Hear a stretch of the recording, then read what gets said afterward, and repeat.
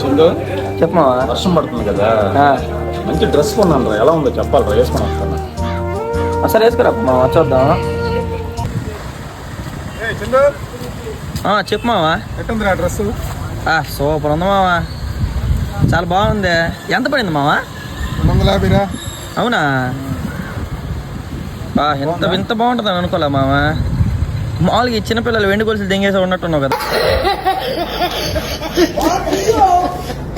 ఏంద్రా అంత మాట అన్నావా?